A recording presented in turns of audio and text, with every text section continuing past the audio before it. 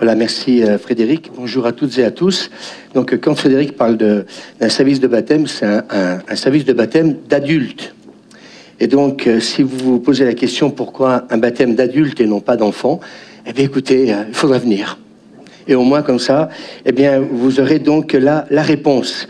Voilà, j'étais en train d'écouter donc attentivement tous ces témoignages.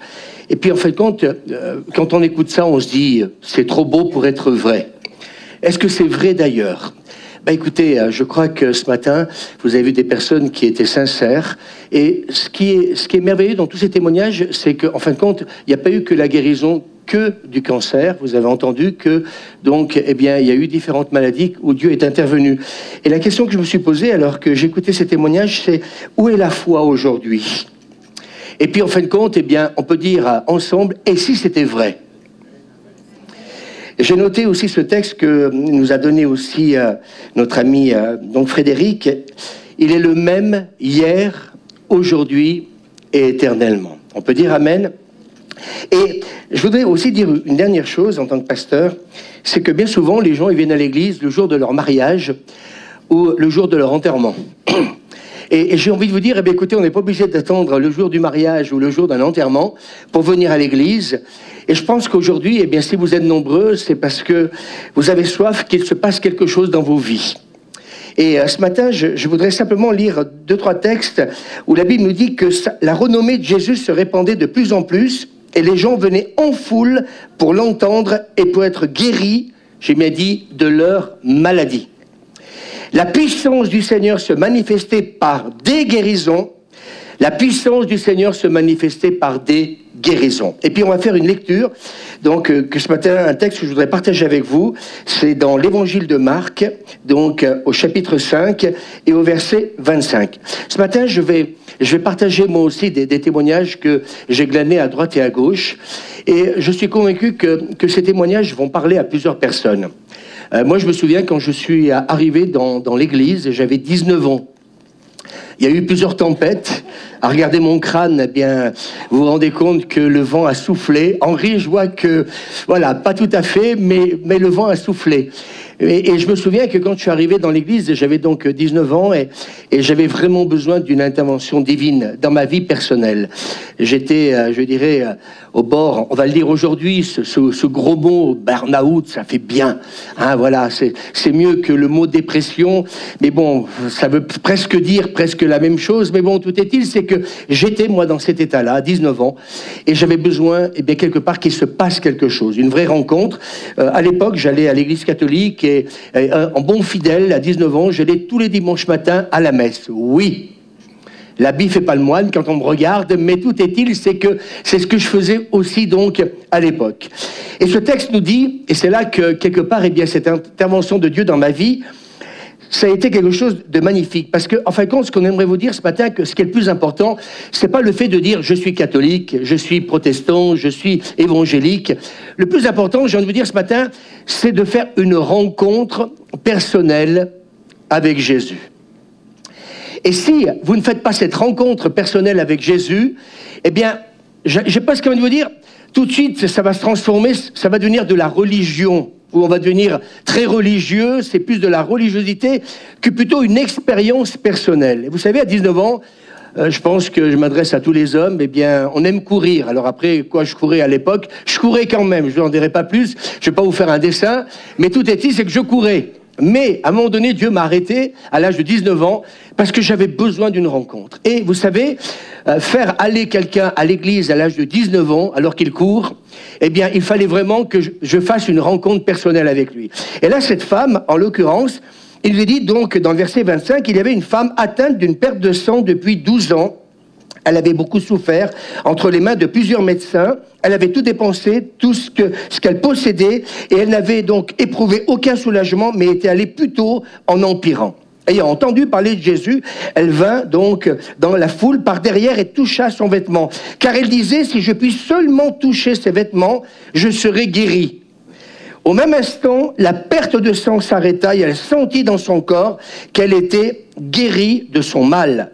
Jésus connut aussitôt en lui-même qu'une force était sortie de lui et donc se retournant au milieu de la foule, il dit, qui a touché mes vêtements? ses disciples lui dirent, mais tu vois la foule qui te presse et tu dis, qui m'a touché?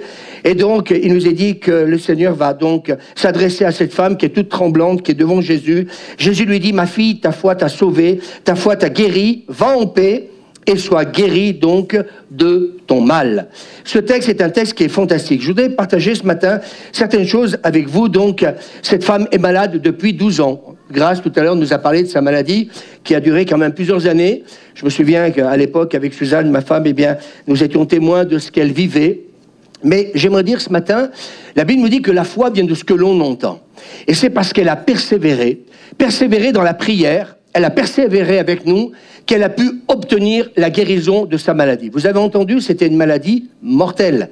Et je crois qu'aujourd'hui, eh bien, par ce témoignage de cette femme, eh bien, quelque part, eh bien, oui, nous pouvons voir que son cas était désespéré. Certainement qu'elle avait beaucoup d'argent, parce qu'elle nous a dit qu'elle a tout dépensé à cause donc de cette hémorragie, pendant 12 ans. Alors peut-être que ce matin, il y a peut-être des personnes qui sont là au milieu de nous et qui peut-être vivent certaines choses depuis plusieurs années.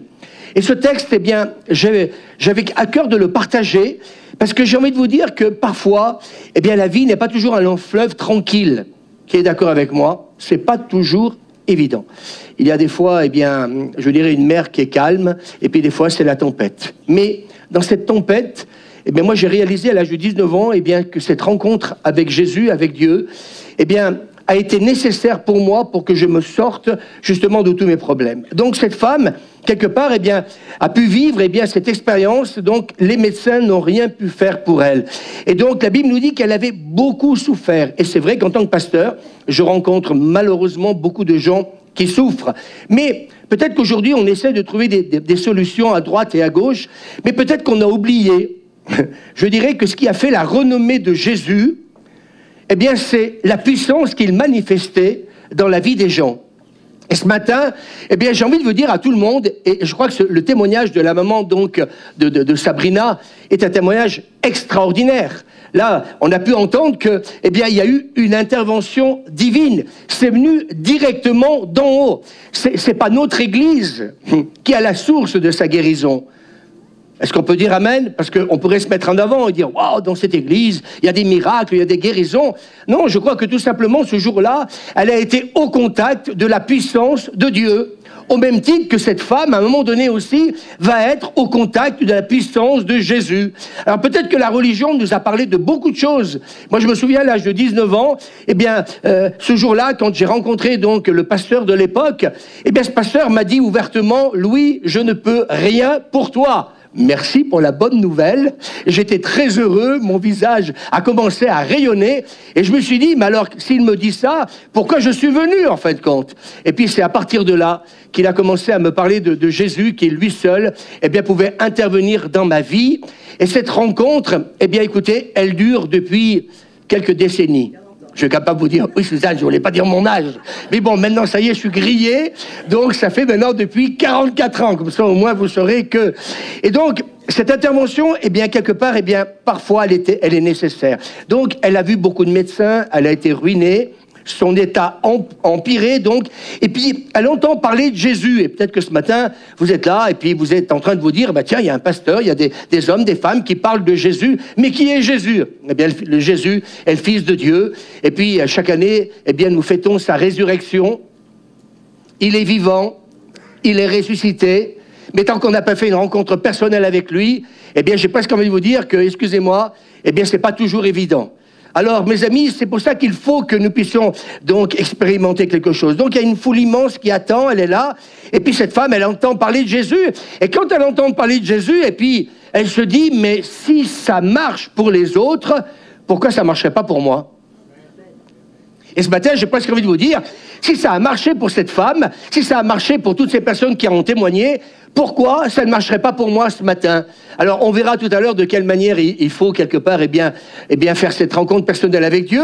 Mais, mes amis, elle reprend confiance. Et bien sûr, eh bien, malheureusement, cette femme va rencontrer un problème. Et quand on lit la Bible, dans le livre du Lévitique, il nous dit que parce que cette femme, eh bien, donc, depuis 12 ans, avait des hémorragies, il nous est dit que malheureusement, eh bien, elle était écartée écarté donc des personnes donc dans son entourage. Ça veut dire que pendant 12 ans, cette femme était seule. Cette femme ne pouvait être en contact donc avec qui que ce soit. Et le texte est clair dans Lévitique chapitre 15, dans l'Ancien Testament. La femme qui aura un flux de sang en sa chair restera 7 jours dans son impureté. Quiconque la touchera, écoutez bien, sera impur jusqu'au soir. Quiconque touchera donc son lit, lavera ses vêtements, se lavera dans l'eau et sera impur jusqu'au soir. Et moi, quand j'ai relu ce texte, je me suis rendu compte qu'en fait, que pendant 12 ans, cette femme, elle s'est retrouvée seule à cause de son impureté, à cause de son hémorragie. Peut-être que ce matin, il y a quelqu'un qui peut-être se sent très seul, lui aussi, pour des raisons diverses et variées. Et cette femme vivait cette solitude, elle vivait sa souffrance. Et donc, eh bien, pendant toute cette période, eh bien, cette femme était donc considérée comme impure, donc ça a duré pendant 7 jours, mais elle, ça a duré 12 ans. Et donc, à un moment donné, puisqu'elle était rejetée, j'ai presque envie de vous dire par son peuple, à cause de cette loi qui était donc transmise, eh bien, il nous est dit qu'elle ne pouvait aller que vers les médecins. Et c'est ce qu'elle a fait. Et c'est alors que, malheureusement, est arrivé ce qui est arrivé. Eh bien oui, elle a dépensé donc sa fortune. Elle entend parler de Jésus. Donc il y a une lueur d'espoir, qui revient vers elle. Mais à un moment donné, du fait qu'à cause de son impureté, elle n'avait pas le droit de se retrouver au milieu de la foule. Et puis surtout pas aller toucher donc Jésus. Et là, j'aimerais vous dire ce matin, moi, c'est ça que j'aime dans l'Évangile. C'est que Dieu ne fait exception de personne. J'aimerais vous dire, ce texte est dans l'Ancien Testament, c'est la loi. Mais Jésus-Christ a dit qu'il n'est pas venu, il est venu non pas pour abolir la loi, mais pour l'accomplir. Et c'est là que nous voyons qu'aujourd'hui, nous sommes au bénéfice de la grâce de Dieu. Dieu est bon, Dieu est un Dieu qui pardonne. Et mes amis, cette femme, elle se dit, mais si je peux toucher donc simplement que son vêtement, je serai guéri. Alors vous savez, elle a pris un énorme risque, parce que certaines personnes, la connaissaient. Certaines personnes savaient qu'elle avait une hémorragie. Donc, à partir du moment où la loi disait qu'il fallait surtout pas la toucher, alors ça veut dire que les gens, quand ils la voyaient, ils s'en écartaient. Alors, essayez d'imaginer psychologiquement le parcours qu'elle a dû faire pour aller vers Jésus. Ça veut dire que quand elle a commencé à aller vers Jésus, il nous a dit qu'il y avait une foule immense qui était autour de Jésus. Ça veut dire qu'elle a été obligée, excusez-moi, de forcer le passage. Avec cette peur qui la prenait, comment dire, dans ses entrailles. Cette peur de se dire, mais si quelqu'un me reconnaît, ils vont me lapider. Et donc, j'ai envie de vous dire, vous savez, quand à un moment donné, on a besoin de Dieu, quand à un moment donné, on a besoin d'une intervention divine, j'aimerais vous dire que le statut social ou tout ce que vous voulez, on s'en fout. Est-ce que quelqu'un est d'accord avec moi ? Vous savez, à un moment donné, moi j'entends des gens qui des fois vont dans l'autre bout du monde parce qu'il y a le cancer, parce qu'il y a la maladie, etc. Ils sont prêts, mes amis, à tout faire pour être guéris et c'est quelque chose de normal. Mais cette femme, pendant 12 ans, elle a cette hémorragie. Pendant 12 ans, elle est rejetée. Pendant 12 ans, mes amis, elle est dans la solitude et elle se dit... mais il faut que ça cesse. Et si ce Jésus est le Jésus qui guérit de toute maladie, alors moi, je veux aller le toucher. Et elle prend le risque. Elle fonce. Elle fonce. Et moi, ce matin, j'ai envie de dire à une personne, écoutez, on verra tout à l'heure comment les choses vont se passer, mais ce matin, foncez. Ne vous arrêtez pas à tous les obstacles. Oui, mais moi, je suis catholique. Moi, je suis ceci. Moi, je suis cela. J'ai envie de dire, mettez tout ça de côté. Le plus important ce matin, c'est que dans votre fort intérieur, vous puissiez vous dire, ce matin, j'ai besoin d'expérimenter l'amour de Dieu et la puissance de Dieu. Et j'aimerais vous dire ce matin, ce n'est pas nous qui guérissons, et d'ailleurs ce matin les témoignages ont été très clairs, c'est Jésus qui guérit. Est-ce qu'on peut dire amen ? Et nous verrons tout à l'heure quelques textes bibliques. Et elle dit, si je peux seulement toucher son vêtement, donc je serai guéri. Elle est audacieuse. Elle va oser quelque chose d'extraordinaire. Je vais le toucher. Oui, je vais le faire. Il est mon seul espoir. Peut-être que ce matin, quelqu'un est là et se dit, moi, j'en peux plus. Peut-être que ce matin, vous avez chanté, vous avez tapé dans les mains. Peut-être que d'apparence, tout va bien, Madame la Marquise, mais au plus profond de vous, j'ai envie de dire, c'est presque un chef-d'œuvre en péril. Peut-être que justement, la maladie vous ronge. Peut-être que justement, au niveau psychologique, les choses ne vont pas. Peut-être que vous déprimez. Peut-être qu'il y a même la dépression. Et ce matin, vous vous dites, oui, je suis là, assis, mais peut-être que personne ne connaît ma situation, ne connaît ce que je vis aujourd'hui. Et la Bible nous dit que remplie de foi, elle va s'approcher donc de Jésus, elle va le toucher, elle va pas le prendre dans les bras. La Bible nous dit qu'elle a simplement touché le bord du vêtement de Jésus. J'aimerais vous dire ce matin, Dieu peut intervenir d'une manière extraordinaire. Il n'y a pas besoin de prier la prière de 3 kilomètres. Simplement, elle dit, si je touche le vêtement de Jésus, eh bien, je vais être guéri. Et à partir du moment où elle va toucher le vêtement de Jésus, alors ce matin, quelqu'un va me dire, non, mais attendez, c'est trop simpliste ce que vous dites, pasteur. Elle a simplement touché la djellaba de Jésus. Vous vous moquez de nous, quoi. Il a simplement fait ça, et d'un seul coup, l'hémorragie s'est arrêtée. Attendez, moi, je suis suivi par le professeur Tartampion, qui est reconnu dans le monde entier. Vous vous rendez compte, et puis là, vous dites, il faut aller toucher le vêtement de Jésus, et puis je vais être guéri. Oui, mais elle avait essayé tous les médecins. Et pas un a été capable de la guérir. Moi, je rencontre des gens aujourd'hui, eh bien, qui malheureusement se retrouvent entre la vie et la mort. Moi, nous louons les médecins, nous disons merci Seigneur pour tout ce monde médical qui fait un travail extraordinaire. Mais là où la main de l'homme s'arrête, la main de Dieu commence. Est-ce qu'on peut dire amen? Et je voudrais dire à plusieurs ce matin, c'est quand même dommage qu'on ait mis l'Église de côté. C'est dommage qu'on ait mis la foi de côté. C'est dommage que, parce qu'on entend parfois certaines choses, oui, qui ne sont pas peut-être, oui, des choses qu'on n'aimerait pas entendre dire, mais je voudrais vous dire ce matin, il s'en passe des vertes et des pas mûres dans l'Église, mais il s'en passe aussi des vertes et des pas mûres de partout. Oui ou non? Et plutôt que d'être là et de se dire, bah oui, parce que des fois dans l'Église, il se passe des choses qui ne sont pas tellement magnifiques, alors d'un seul coup, écoutez, vous savez, je crois que dans toutes les professions, il y a des gens bons et puis il y a des gens qui le sont moins. Dans toutes les professions. Et je pense que c'est pas parce qu'on a été déçu, peut-être un jour, eh bien, par un avocat ou qui vous voulez, un notaire, un policier, un pasteur, un prêtre, qu'il faut mettre tout le monde dans le même panier. Est-ce que vous êtes d'accord avec moi? Oui ou non? Eh bien, j'aimerais vous dire que cette personne, donc, sur le moment, elle va toucher, donc, le Seigneur. Et puis, au contact de Jésus, elle va être entièrement guérie. Et le Seigneur, donc, va faire quelque chose de magnifique. Alors que cette femme est guérie, peut-être que quelqu'un l'a reconnue en disant, mais Jésus, à cause de son impureté, tu te rends compte, elle t'a touché, et peut-être même qu'elle nous a touchés. Et je voudrais dire quelque chose de magnifique. En terminant simplement ce texte biblique, après, je vais vous partager 2-3 témoignages. Eh bien, quelque part, oui, cette femme, pendant 12 ans, elle a été malade. Mais j'aimerais vous dire une chose, c'est que la grâce de Dieu a tellement été merveilleuse et puissante que le Seigneur, eh bien, l'a rétablie dans sa santé. Peut-être que quelqu'un ce matin a besoin d'être rétabli dans sa santé. Peut-être que ce matin, quelqu'un va dire « c'est trop beau pour être vrai ». Mais ce matin, j'aimerais vous dire que les personnes qui ont témoigné, on n'a pas pris n'importe qui, on a pris des personnes que nous connaissons et nous savons que, eh bien, ce qu'elles ont témoigné est vrai et véritable. Et ce texte biblique aussi, donc, eh bien, nous le confirme. Et j'aimerais vous dire une chose, moi, ce que j'ai aimé dans ce texte, et j'ai été vraiment touché, c'est qu'en fin de compte, elle va rendre à cette femme, eh bien, l'honneur qu'elle avait perdu. Et je voudrais vous dire ce matin, c'est ça que produit l'Évangile dans nos vies. Peut-être que moi, quand je suis arrivé à 19 ans à l'église, j'étais paumé, j'étais au bord du suicide, j'en ne pouvais plus. J'avais envie que quelque part, eh bien, les choses s'arrêtent parce que j'avais fait certaines choses que je n'aurais pas dû faire à l'époque. Et mes amis, j'aimerais vous dire, quand le Christ s'est révélé dans ma vie et que, en l'espace d'un mois, eh bien, je dirais, sa présence m'a donné ce que le monde ne m'a pas donné à l'époque. J'aimerais vous dire que ça a été facile pour moi de dire « je vais retourner à l'église » parce que j'y rencontre des gens joyeux, des gens heureux, des gens qui, eux aussi, ont expérimenté le toucher de Dieu. Et mes amis, ce toucher de Dieu, il ne nous a pas quittés avec Suzanne depuis donc l'âge de 19 ans.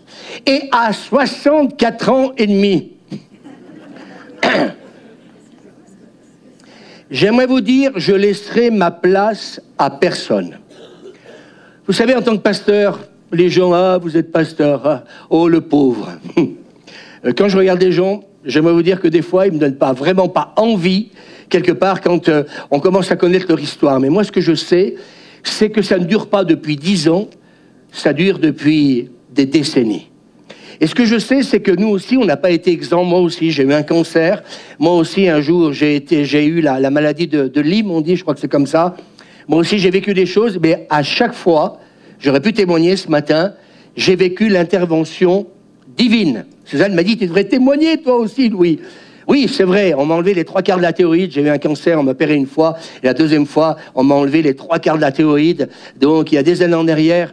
Et puis, donc, je prenais donc un certain médicament que ceux connaissent, le Levothyrox. C'est un médicament, et bien, écoutez, moi, à l'époque, quand je le prenais, j'étais incapable d'aller jusqu'à l'église Saint-Pierre, tellement que j'étais essoufflé, j'étais fatigué. Et puis, un jour, j'ai dit, Seigneur, moi, je vais te servir. Je ne peux pas continuer comme ça. Puis, un jour, j'ai dit, Seigneur, il faut que tu interviennes. Eh bien, écoutez, ça fait maintenant, depuis, vous savez, c'est l'ère Tchernobyl, là.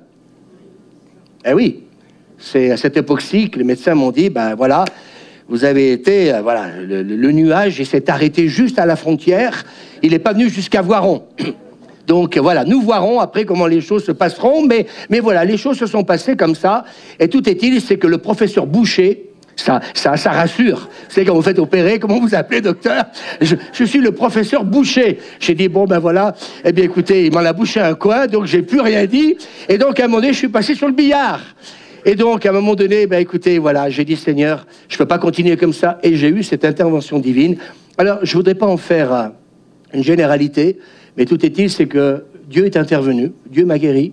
Et du jour au lendemain, le traitement, je l'ai arrêté. Ça fait maintenant plus de 30 ans que je vis sans Levothyrox. Et à chaque fois que je fais une prise de sang, je vois le médecin me dit « Tout va bien, Madame la Marquise ». Et je rends grâce à Dieu. Je pourrais vous dire combien de fois Dieu est intervenu. Je m'étais cassé une fois je me souviens même plus quelle main, je m'étais cassé, le poignet en tombant. Et puis aujourd'hui, le kiné m'avait dit « Bon, voilà, il va falloir faire du kiné ». Et puis écoutez, à un moment donné, on a prié pour moi. J'ai été totalement guéri. J'ai repris mon travail le lendemain. J'avais 30 séances de kiné. Et je me souviens, le médecin, le chirurgien m'avait dit, monsieur, quand le temps va changer, vous allez avoir mal, mais très mal. Oh, très très mal. Et puis en fin de compte, eh bien aujourd'hui, je ne peux même pas vous dire, je ne me rappelle même plus quel est le bras où Dieu est intervenu, où Dieu m'a guéri. Ce matin, je ne peux pas prêcher la guérison si moi-même, je ne l'avais pas expérimenté. Mais un jour, j'ai mis mes problèmes de côté. Un jour, eh bien, malgré ce qui peut-être dans ma vie n'avait pas été à l'eau de rose, comme cette femme, certainement, eh bien, je me suis approché de Jésus, il m'a touché. Et puis, cette rencontre, eh bien, m'a transformé. Et j'aimerais vous laisser ce verset, avant de vous lire trois témoignages. L'apôtre Paul va dire, il n'y a plus de condamnation pour ceux qui sont en Jésus-Christ. Et cette femme, elle a expérimenté la grâce et la miséricorde de Dieu, malgré que la loi, eh bien, lui interdisait d'être en relation avec les autres.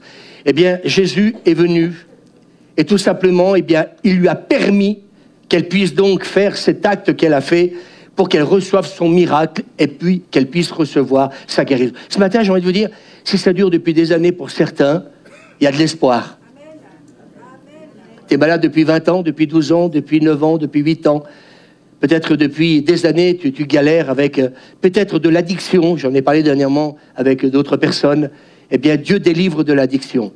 Est-ce qu'on peut dire amen? Alors, je commence par ces témoignages, parce que moi, je crois que ces témoignages qui ont été donnés ce matin, ils ont été donnés pour activer, est-ce que tu peux le dire à ton voisin, pour activer notre foi.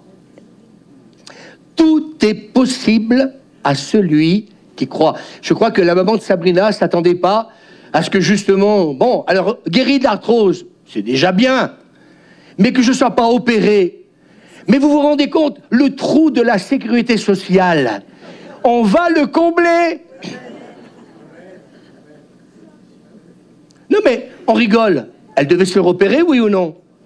La Sécu, elle fait des économies.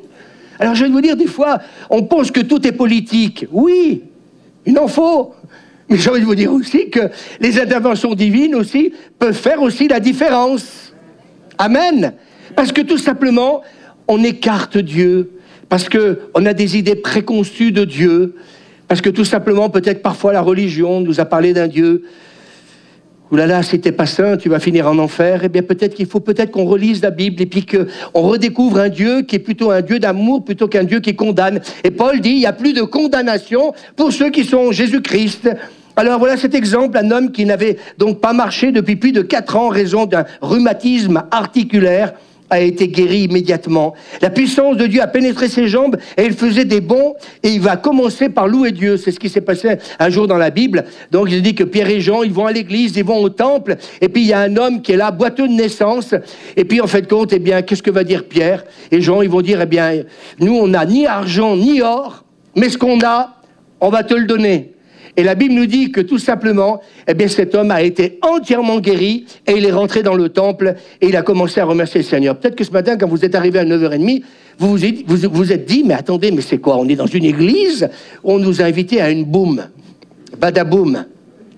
Marcel, comme et non.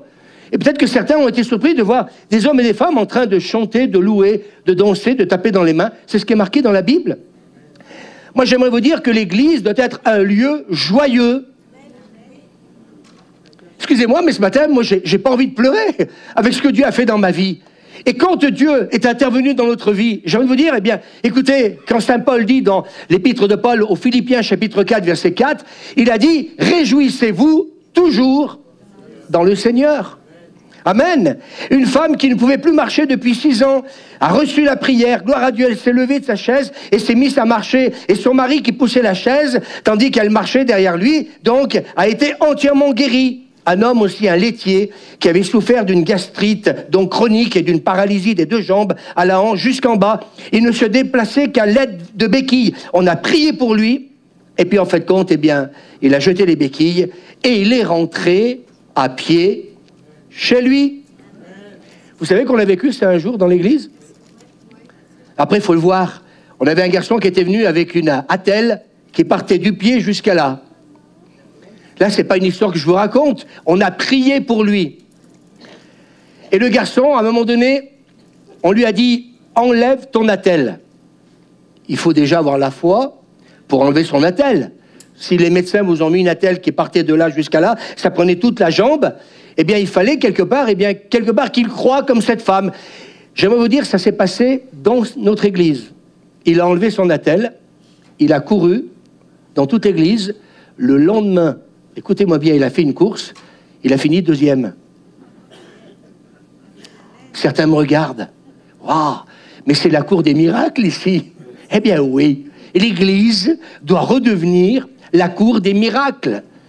Et j'aimerais vous dire que quand Dieu commence à intervenir, on n'a pas envie de le lâcher.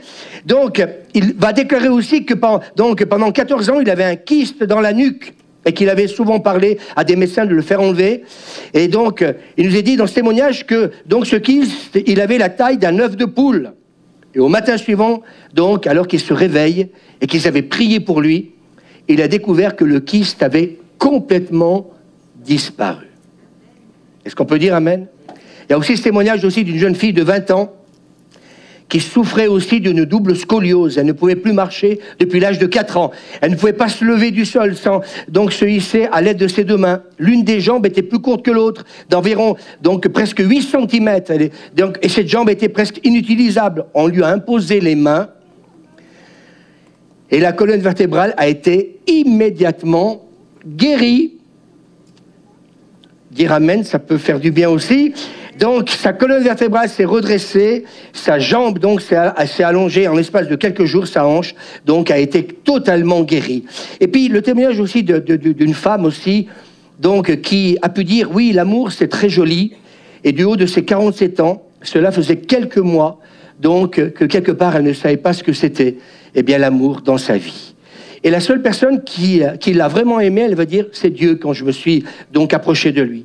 Lorsque ma mère m'attendait, elle était donc enceinte, elle a essayé d'avorter avec des aiguilles à tricoter. Vous l'avez entendu, ça?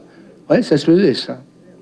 Il n'y est pas arrivé. Je vivais dans une famille où la violence était reine. À l'âge de 27 mois, j'ai assisté à une scène extrêmement violente entre mon père et donc mes 2 frères. Et lorsque je me suis retrouvé dans mon lit à barreaux, j'ai pleuré.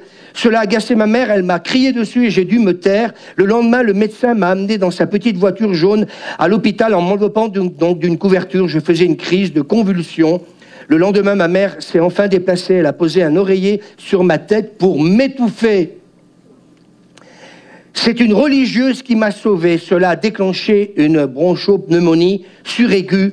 Et à partir de ce moment-là, elle va dire, j'ai commencé par bégayer. Ma mère passait son temps à m'ignorer et donc à me faire cirer donc les parquets, laver les carreaux dès l'âge de 6, 7 ans. Je repassais donc les tenues de mon frère. Et ce matin, je voudrais donner un peu ces témoignages parce que peut-être quelqu'un risque de se reconnaître dans ces témoignages que je suis en train de vous partager. Elle dit, j'ai découvert la foi chrétienne, Dieu le Père et Jésus, le Fils de Dieu a changé radicalement ma vie et maintenant je suis heureuse et je suis dans la paix. Je voudrais aussi vous donner le témoignage d'une femme et c'est pour ça que je voudrais un peu vous donner, j'ai encore 2 témoignages, après je terminerai. Donc encore 2 témoignages parce que je pense que peut-être que dans l'auditoire, il y a peut-être des personnes qui risquent de se reconnaître. Cette personne, elle s'appelle, et vous l'avez, pour ceux qui peut-être l'ont déjà lu, le témoignage de Joss Meyer. Elle dit, j'ai été sexuellement abusée par mon père. Il a fait des choses terribles. Il avait été quelqu'un de méchant, d'autoritaire et de manipulateur pendant la plus grande partie donc, de sa vie. Il était imprévisible et instable. En conséquence, l'ambiance dans notre maison était chargée de peur. On peut le comprendre. On ne savait jamais à quel moment il se mettrait donc dans une colère noire. Aucune liberté, nous faisions toujours ce qu'il voulait, et quand il le voulait, nous regardions ce qu'il voulait regarder à la télévision, allions nous coucher quand il allait se coucher. Tout dans notre maison était déterminé par ses humeurs et ses désirs. Les abus sexuels ont commencé lorsque j'étais toute jeune, et quand il estima que j'étais devenue suffisamment grande, il alla encore plus loin. À partir de ce moment, et jusqu'à l'âge de 18 ans, il me violait au moins 1 fois par semaine.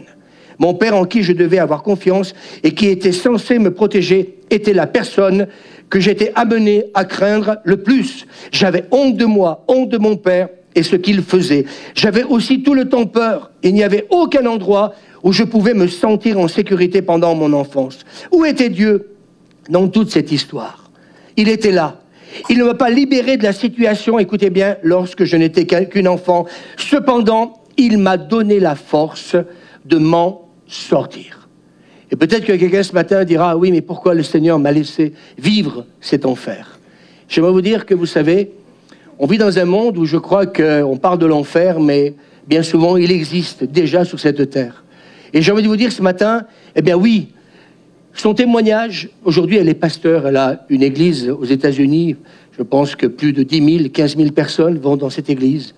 Et donc aujourd'hui, elle annonce l'évangile. Et elle témoigne que c'est la grâce de Dieu qui lui a permis de sortir de cet enfer.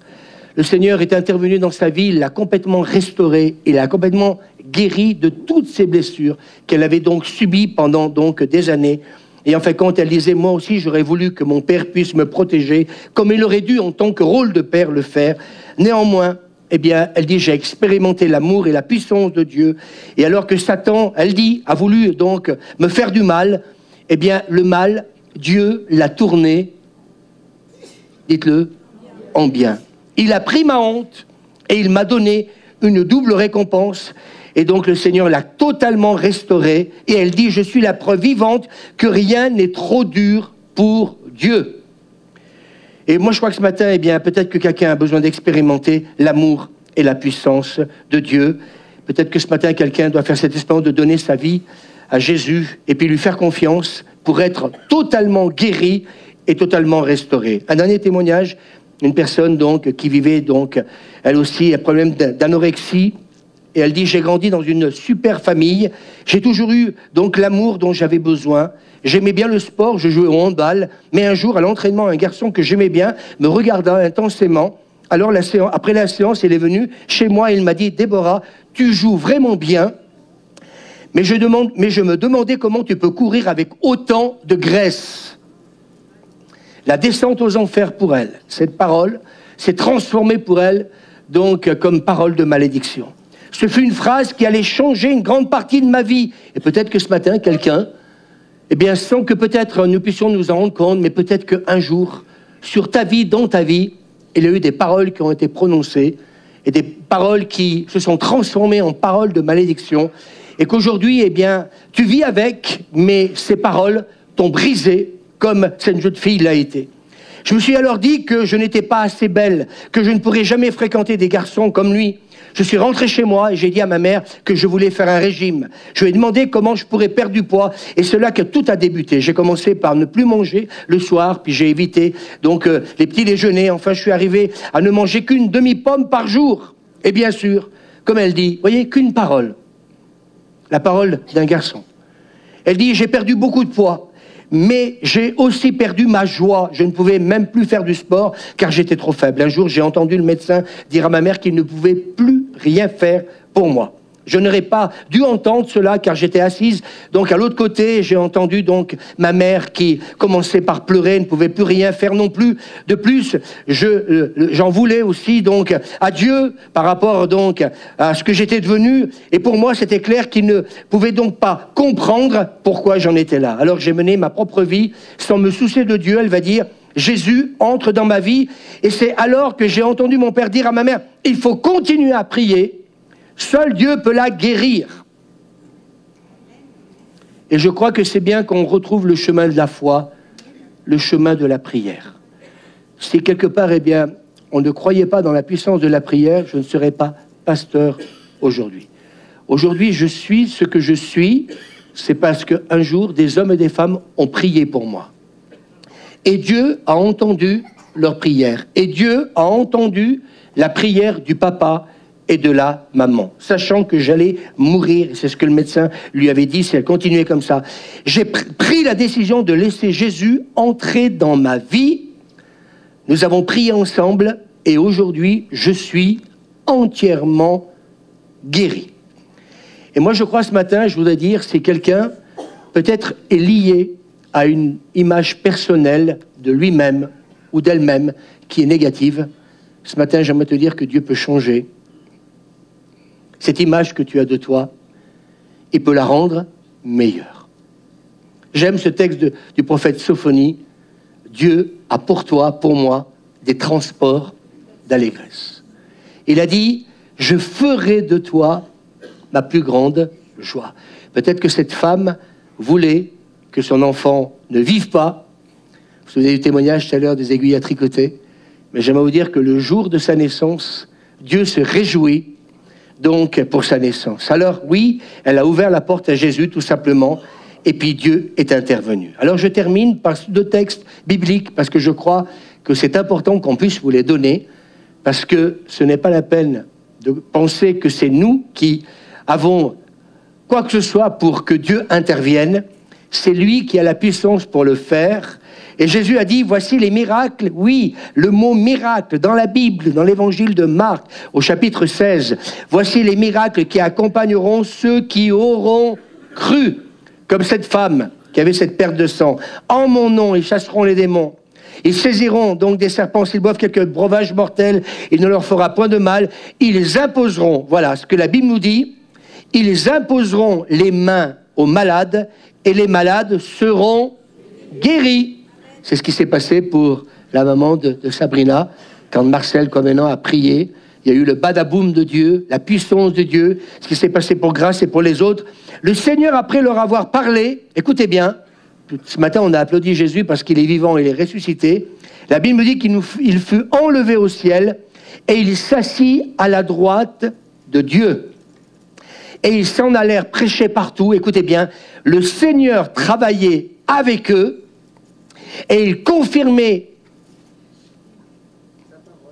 sa parole par les miracles qui l'accompagnaient. Et je termine par ce texte du prophète Ésaïe. L'Esprit du Seigneur, l'Éternel, est sur moi, car l'Éternel m'a oint pour porter de bonnes nouvelles aux malheureux.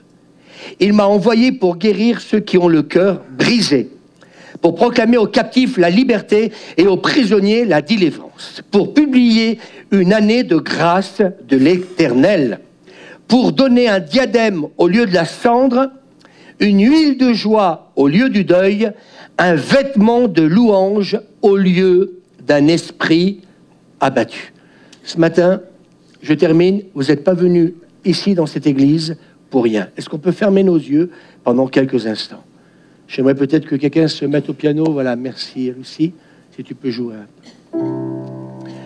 Ce matin, vous avez entendu des témoignages en présentiel et je vous ai donné plusieurs témoignages. J'ai dit tout à l'heure, et si c'était vrai? Il n'y a qu'une chose à faire, c'est l'expérimenter ce matin. Et je crois que véritablement, eh bien peut-être que quelqu'un aimerait me dire ce matin, oui, mais ce serait peut-être normal que ce soit Jésus qui vienne à moi. J'aimerais vous dire ce matin, c'est peut-être à vous à faire cette démarche, d'aller jusqu'à Jésus, comme cette femme l'a fait. Ce n'est pas Jésus qui est venu vers elle, c'est elle qui est donc allée vers Jésus. Et ce matin, j'aimerais vous dire que si vous ne le faites pas, ce n'est pas nous qui allons le faire à votre place.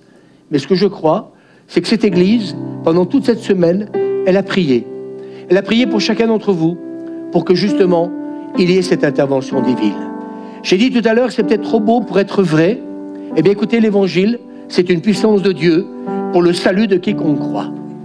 Et l'apôtre Paul va dire, mes discours ne reposaient pas sur justement la sagesse des hommes, mais il va dire, mais sur une démonstration d'esprit et de puissance. Et j'aimerais vous dire ce matin, tous ces témoignages, eh bien écoutez, s'ils n'étaient pas, comment dire, véridiques, on n'aurait pas fait témoigner des personnes.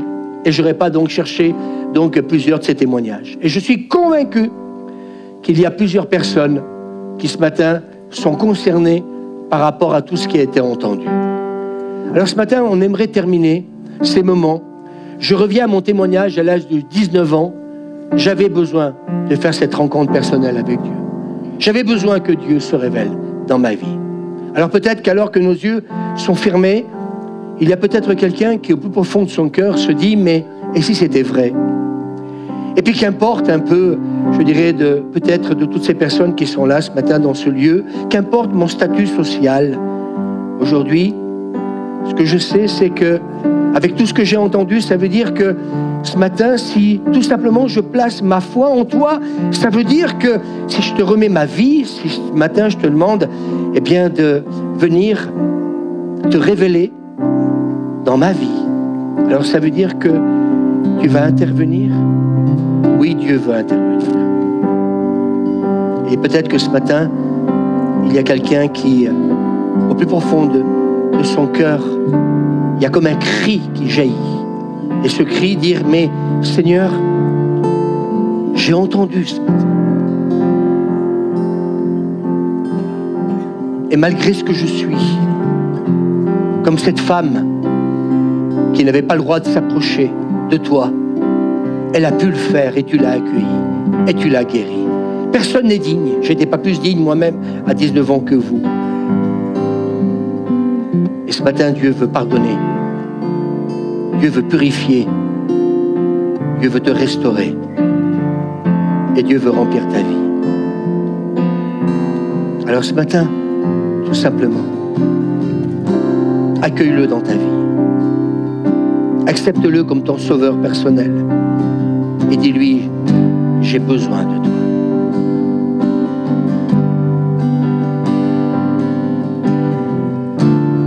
Peut-être que quelqu'un ce matin ressent au moment ce besoin de dire, Seigneur, je veux dans ce lieu public affirmer que j'ai ce désir de te suivre et de te confier ma vie. Et tu sais ce qui s'est passé. Ce pasteur, peut-être sans le savoir, a peut-être dit des choses eh bien, qui me concernaient et qui m'ont parlé au plus profond de mon être. Et je suis peut-être cette personne qui a besoin que tu interviennes dans ma vie. Alors ce matin, je ne sais pas trop comment terminer ces moments. Je pourrais peut-être demander à plusieurs personnes, alors que les yeux sont fermés, de lever votre main et tout simplement dire, Seigneur, eh bien voilà, je lève ma main parce que j'ai besoin que tu interviennes dans ma vie. J'ai besoin de te recevoir comme mon sauveur personnel. Ou peut-être aussi, peut-être dans la fin de cet office, peut-être demander à Suzanne et toute une équipe de venir me rejoindre. Et peut-être que ce matin, eh bien oui, tu as besoin de la prière. Tu as besoin que Dieu intervienne dans ta vie. Et alors qu'on restera dans l'anonymat, on n'est pas là pour exposer qui que ce soit. Alors moi, ce matin, si j'étais à ta place, moi, à l'âge de 19 ans, je n'ai pas refusé la prière de ce pasteur parce que je savais que dans ma vie, j'avais besoin que Dieu intervienne ce jour-là et non pas un autre jour. Alors peut-être que ce matin, tu te dis, eh bien, une autre fois, eh bien, je t'invite peut-être à ne pas écouter peut-être cette voix intérieure qui te dit, ben, ça sera peut-être pour une autre fois. Je t'invite peut-être à le faire maintenant, tout simplement.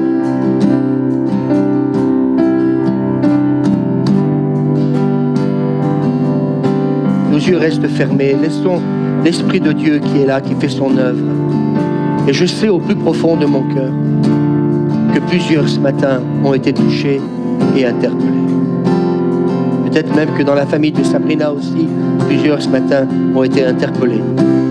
Alors ce matin, s'il vous plaît, ne repartez pas de ce lieu sans avoir fait la paix avec Dieu, sans tout simplement, comme cette femme, avoir pris la décision de dire, bien si Jésus n'est pas venu vers moi, c'est moi qui va aller vers lui. Et je vais faire cette démarche de conversion.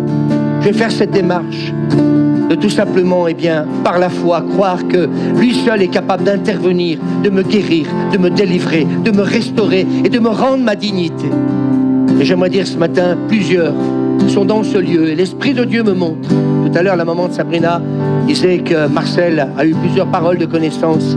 Eh bien, j'aimerais vous dire ce matin que le Seigneur me donne plusieurs paroles de connaissance et qu'il y a plusieurs personnes qui ce matin se sont reconnues dans ces témoignages. Alors, s'il te plaît, il y a des moments où il faut mettre son mouchoir dans la poche, comme on a l'habitude de dire. Et je vais demander à Suzanne de venir me rejoindre.